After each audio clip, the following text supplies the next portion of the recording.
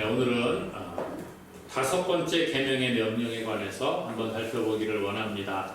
소요리 문답 63문, 64문, 65문, 66문 좀 뭐 이렇게 나눠서 할까 그런 생각도 하다가 이렇게 하나로 어차피 비슷한 내용들이 엮여져 있거든요. 그래서 10계명의 다섯 번째 계명을 중심으로 한번 은혜를 나누어 보고자 합니다. 먼저 우리 63문 문을 같이 한번 읽겠습니다. 다섯 번째 계명이 무엇인가? 제5계명 다섯 번째 계명 얘기하죠. 답을 봅니다.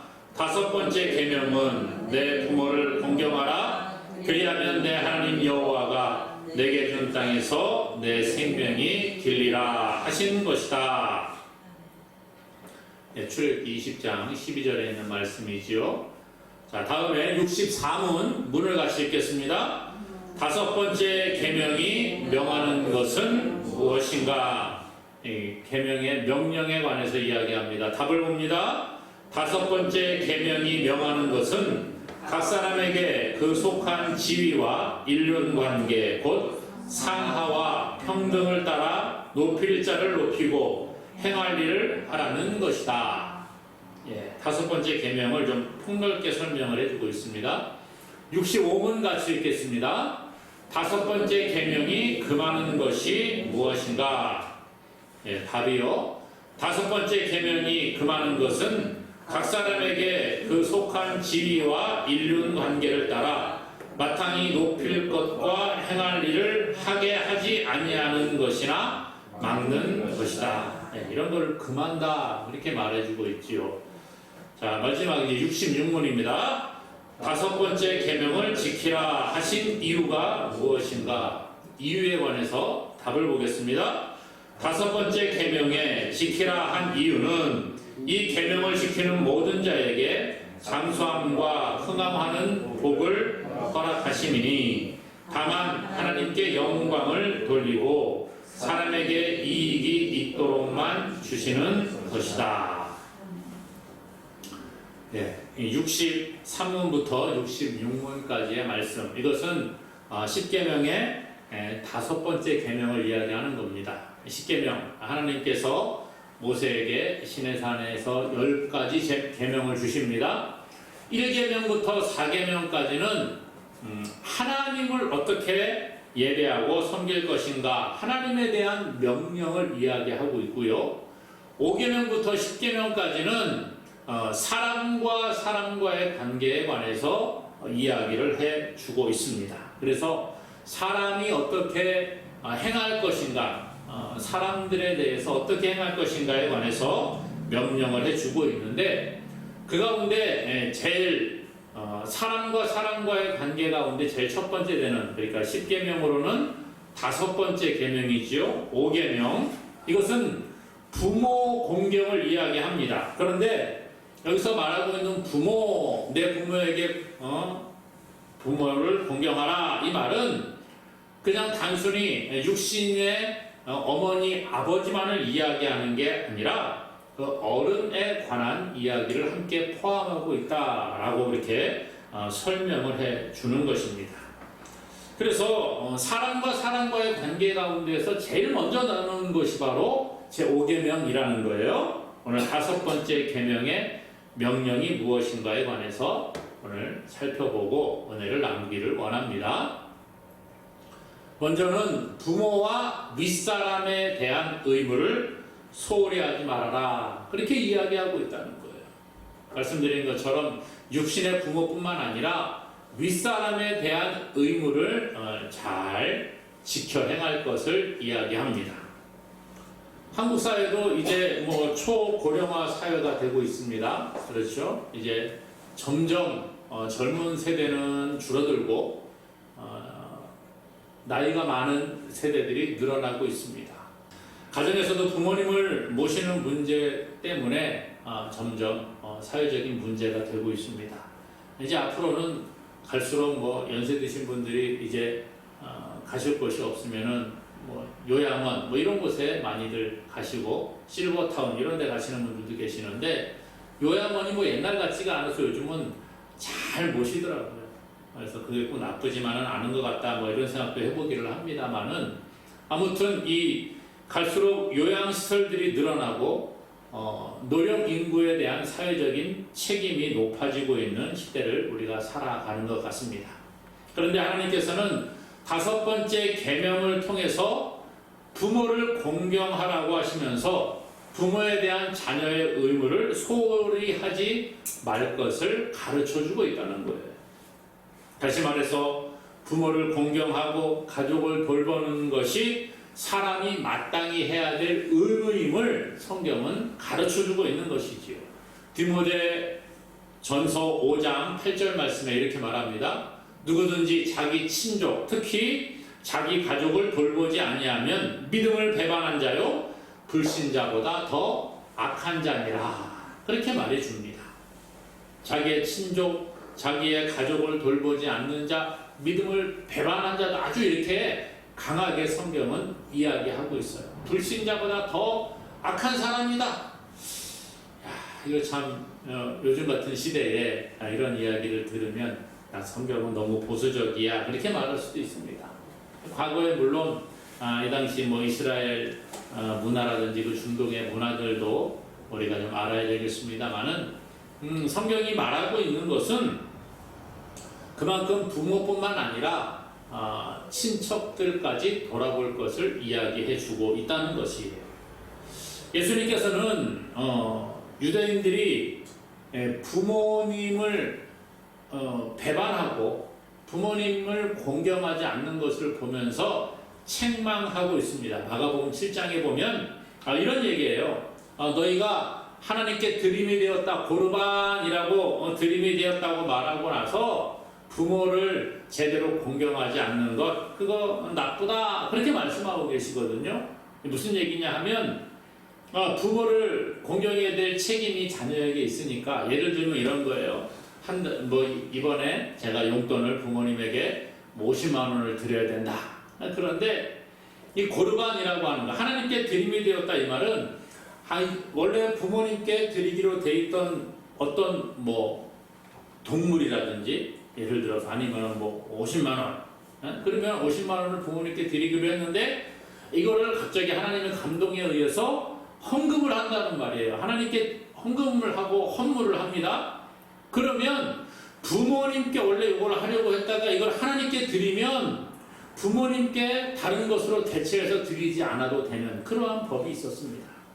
그러다 보니까 이거를 사람들이 악용을 하는 거예요. 이거 나 하나님께 감동받아서 하나님께 드리기로 했습니다. 그래놓고 사실은 하나님께 드리지 아니하고 부모 공경도 하지 않는 그러한 악한 유대인들이 있었다는 거예요. 그들을 향하여 예수님은 책망하고 계시는 것을 볼 수가 있습니다.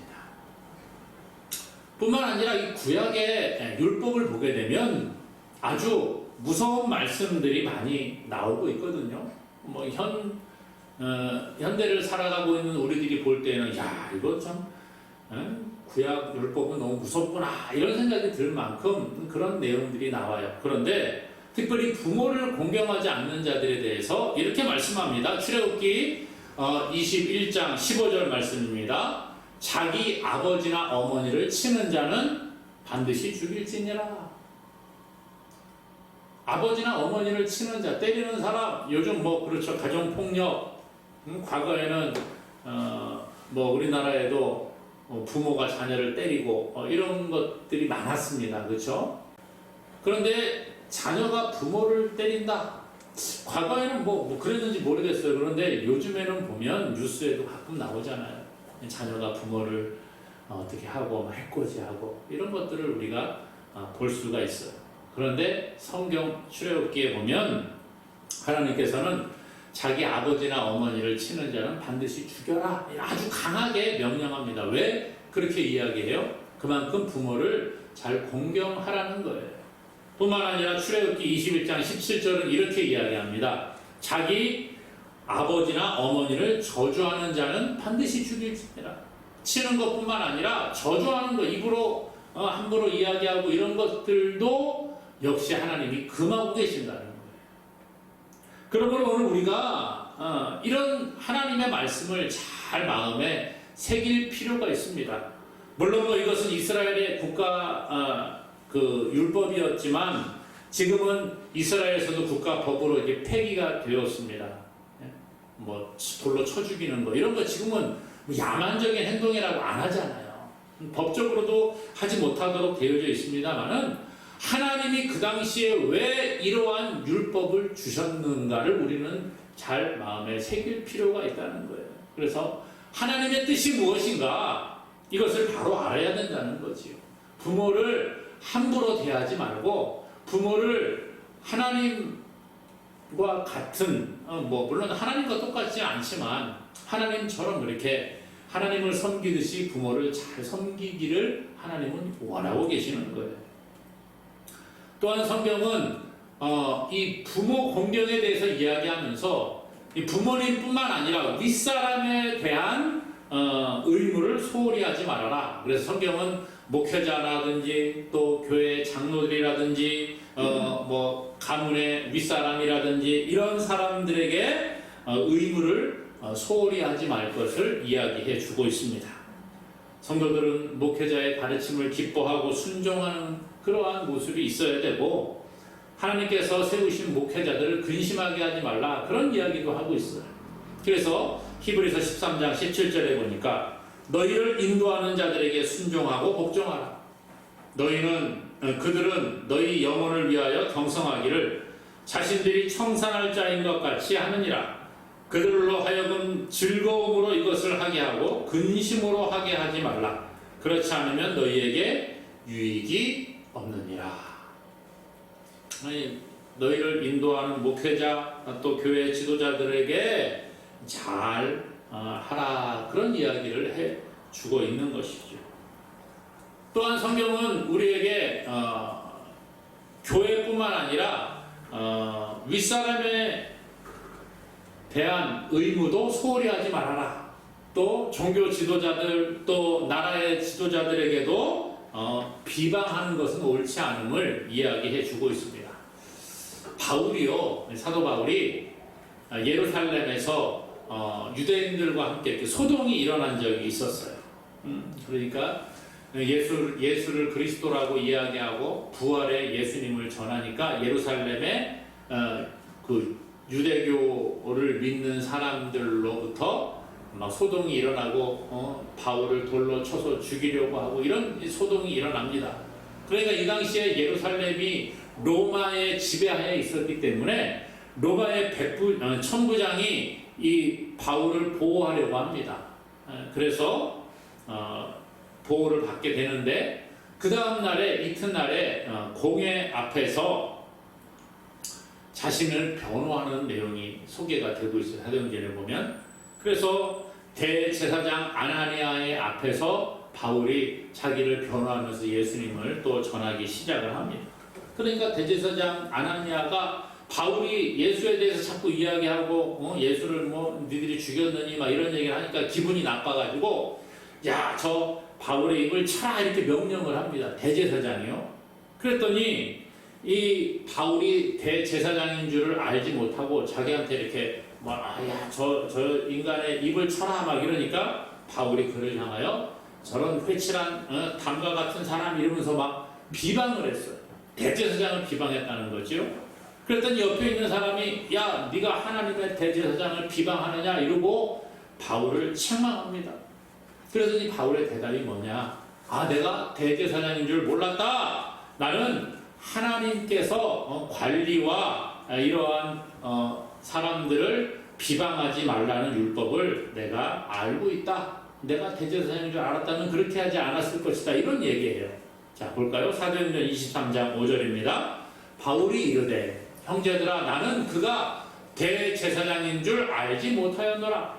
기록하였으되 너의 백성의 관리를 비방하지 말라 하였느니라 하더라.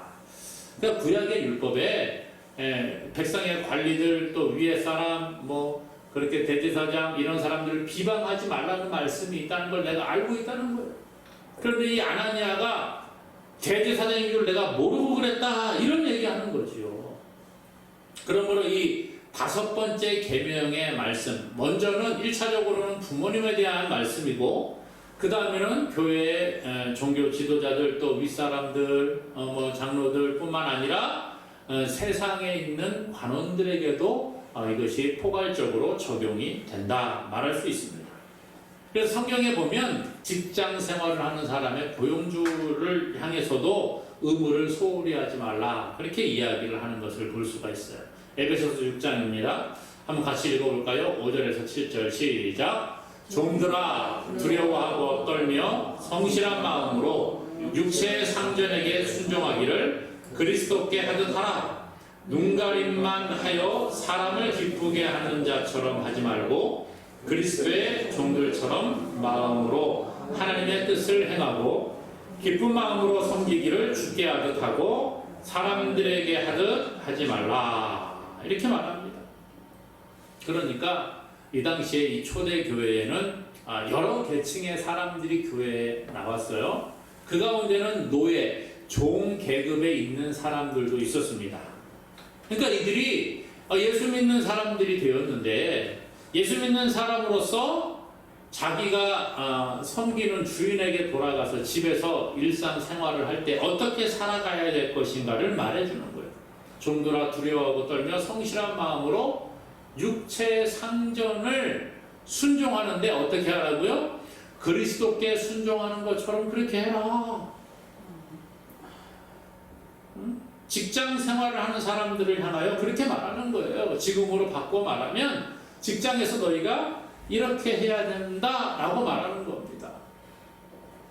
함부로 하지 말라는 거예요. 직장 생활하는 사람도 대충 눈가림만 하듯이 그렇게 하는 것이 아니라 하나님 앞에서 내가 성실하게 직장 생활도 해야 한다. 그런 말이죠.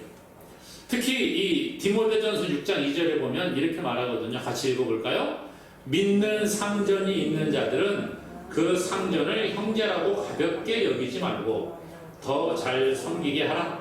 이는 유익을 받는 자들이 믿는 자요 사랑을 받는 자이니라. 너는 이것들을 가르치고 권하라. 자, 무슨 얘기하는 것이에요 이게? 교회 안에 믿는, 그러니까 아까 말한 것처럼 종이나 노예 계급도 예수님을 믿고 또 그 집안의 주인도 예수님을 믿었다는 거예요. 그러니까 같은 교회 안에 주인이 있고 그 종도 같이 믿어서 교회를 같이 나오는 거예요. 똑같은 교회를. 그러니까 교회에서는 서로가 예수 그리스도 안에서 차별이 없습니다. 한 형제입니다. 이런 얘기 하잖아요. 그러니까 교회에서 아이 형제님, 아이고 자매님, 그리고 같이 떡을 떼고 음식을 나누어 먹고 교제했어요. 공동체 삶을 교제를 했어요. 그리고 이제 교회를 예배를 파하고 집으로 가면 어떻게 돼요? 집에 가니까 이 같은 교회에서는 형제님, 아유 뭐 이렇게 불렀는데 집으로 돌아가서는 주인이고 자기는 종이란 말이에요. 근데 교회에서처럼 아이고 우리 주인은 이제 같은 교회 다니는 형제님이니까 아이고 형제님, 아유 그냥 우리 잘 지냅시다. 그리고 말도 잘 안 듣고 너나 나나 똑같은 뭐 평등한 예수 믿는 하나님의 백성인데 뭐 그럴 필요가 있느냐 이렇게 살아갔다는 거죠.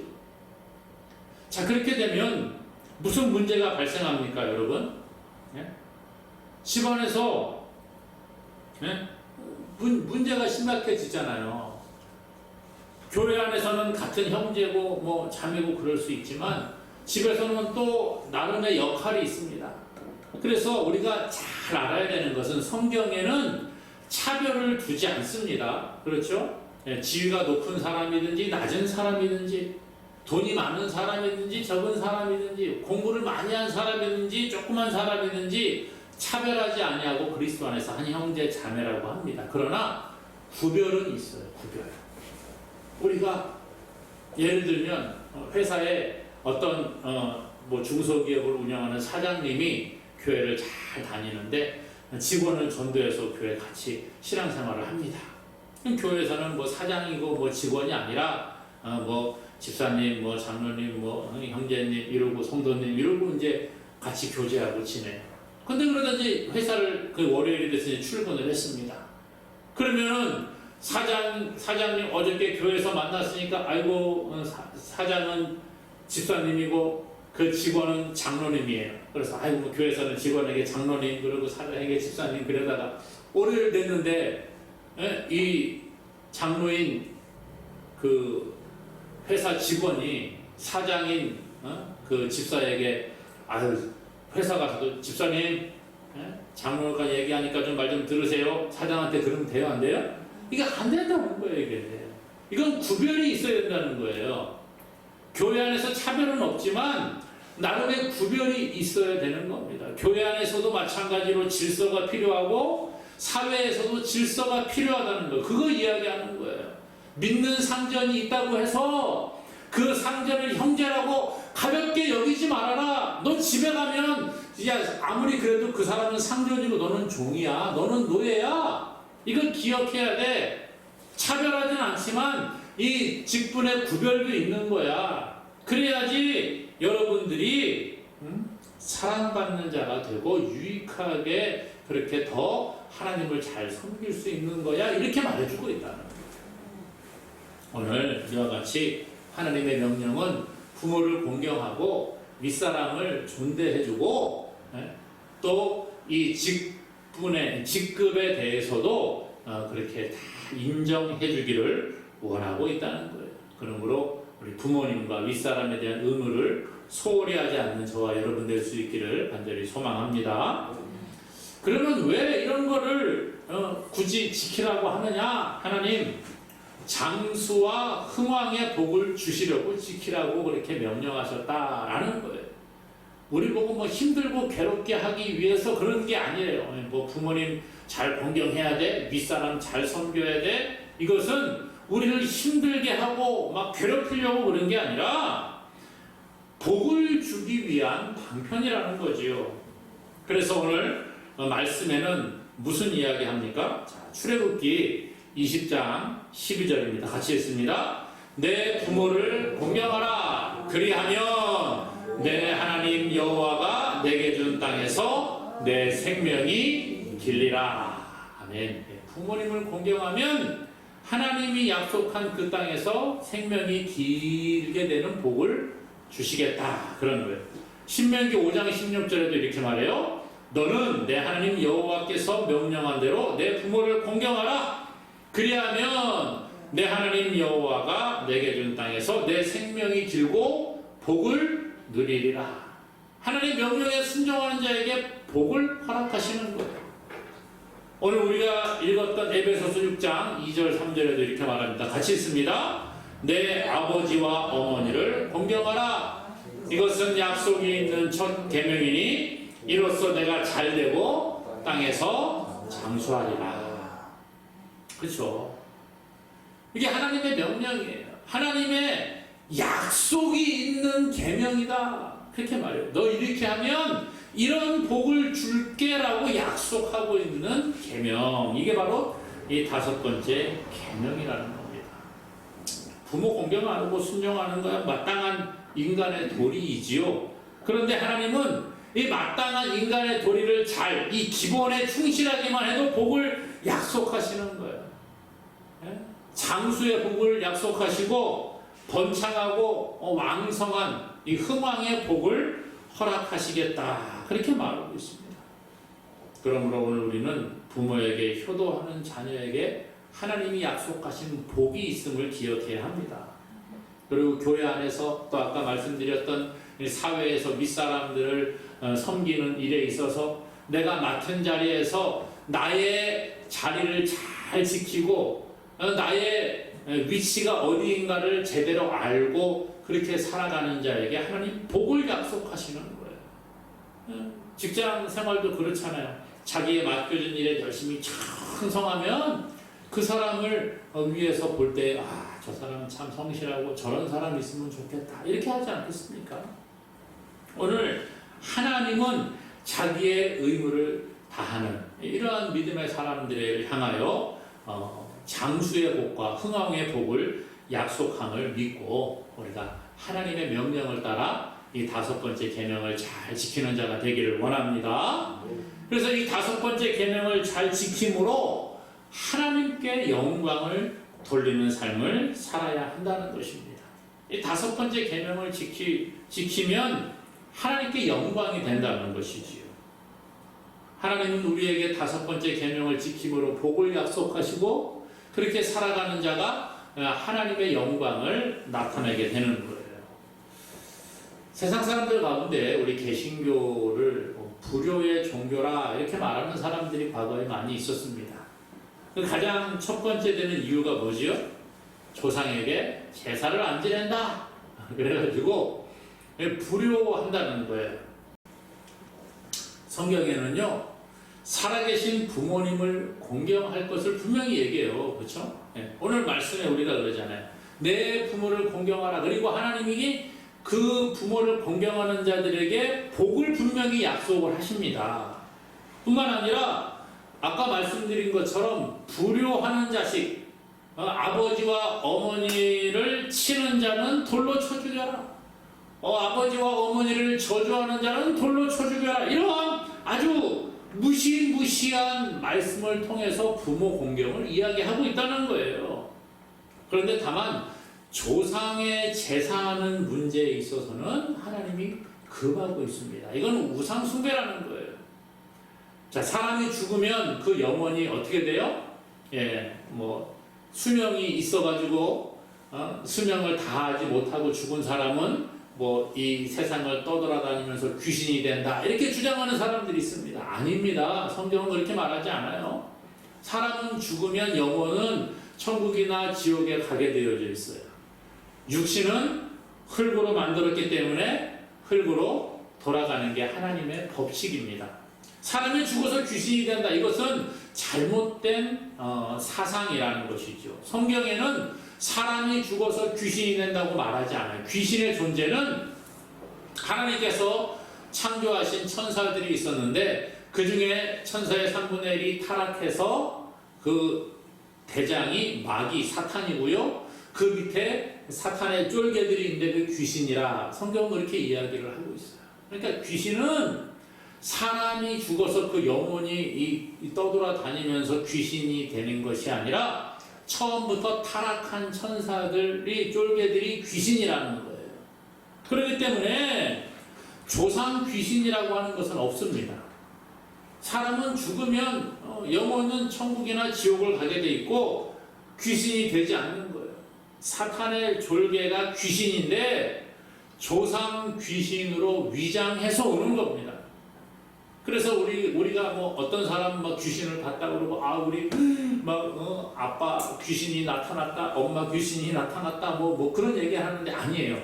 이게 이 귀신들이 그렇게 사람처럼 교묘히 변장을 하고 사람들을 미혹하는 겁니다.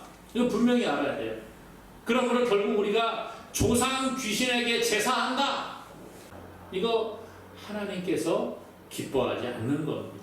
부모를 공경하고 우리 조상을 섬기는 게 아니라 귀신을 섬기는 거예요. 하나님이 말씀하신 하나님 외에 다른 신을 만들고 섬기지 말라고 하신 그 계명을 어기는 거기 때문에 제사를 안 지내는 거예요. 하나님께서는 우리가 육신의 부모를 공경하되 살아계실 때 최선을 다해 섬기기를 원하고 계시는 겁니다. 말로만 섬기는 게 아니라 이 부모를 공경하라 이 말은 정신적으로, 말로, 또 물질적으로 최선을 다해 섬길 것을 이야기해 주고 있습니다. 그러므로 하나님을 믿는 하나님의 백성들이 부모를 공경하지 않는다면 하나님의 영광을 가리는 것이 됩니다. 세상 사람들도 그러잖아요. 부모를 버리고 부모에게 함부로 하는 사람들 페류나라 그러지 않습니까? 예? 그렇게 욕을 하는데 교회 다닌다는 사람들이 부모를 공경하지 않으면 하나님의 영광을 가리울 수밖에 없는 거예요. 그래서 오늘 디모데 전서 6장 1절은 우리에게 이렇게 말씀해 주고 있습니다. 무릇 멍에 아래에 있는 종들은 자기 상전들을 범사에 마땅히 공경할 자로 알지니 이는 하나님의 이름과 교훈으로 비방을 받지 않게 하려 함이라. 자, 부모뿐만 아니라 아까 윗사람도 공경해야 된다 그랬잖아요. 왜 그래요? 하나님의 영광을 가리우지 않도록 자기 의무를 다하라 그런 말이죠. 그래서 아까 이 특별히 디모데전서 6장에는 종과 그 집의 상전이 같이 있는 그런 가운데에 있는 사람들, 특별히 종들을 향하여, 예수 믿는 종들을 향하여 이야기한 건데, 종들은 자기 상전들을 범사에 마땅히 공경할 자로 알아라. 왜냐? 이는 하나님의 이름과 교훈으로 비방을 받지 않게 하려 함이라. 너 교회 다니는 인간이 뭐 그러냐? 이런 얘기 듣지 말라는 거예요. 그래서 오늘 우리는 예수 믿는 사람으로 세상 가운데 어떤 삶을 살아가야 될 것인가? 오늘 하나님의 이름과 교훈이 비방을 받지 않도록 우리 자신을 잘 돌아보는 자가 되어야 합니다. 그래서 오늘 현대를 살아가는 우리들이 육신의 부모를 잘 모실 뿐만 아니라 또 교회 안에서 영적인 지도자들, 또 세상에서 우리 직장의 상사들, 국가의 지도자들, 이런 윗사람들에 대한 의무를 다함으로 말미암아 하나님께 영광을 돌리고 하나님이 약속하신 장수의 복과 이 땅에서 잘 되는 흥왕의 복을 받아 누리는 저와 여러분 되기를 주님의 이름으로 간절히 축원합니다.